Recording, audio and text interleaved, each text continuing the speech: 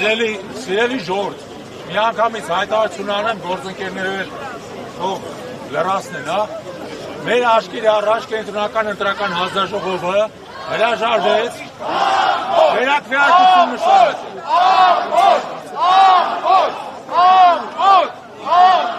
Սա պարզապես օրենքի բռնաբարություն է տեղի ունենում։ Մենք բոլորս պետք է հասկանանք, որ մեր ժողովրդից խլում են իր մանդատները, ընդդիմադիր մանդատները։ Ժորժ ջան, մեր ձեռքից հիմա կենտրոնական ընտրական հանձնաժողովը փորձում է խլել ընդդիմադիր 5 մանդատ,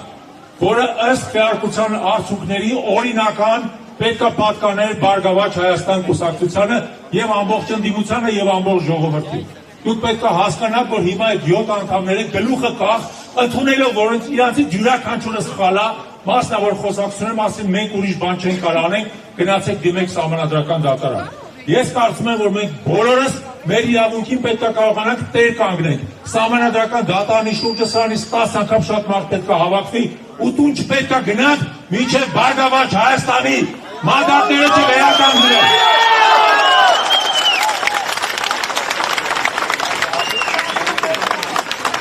Հարգելի հայրենակիցներ,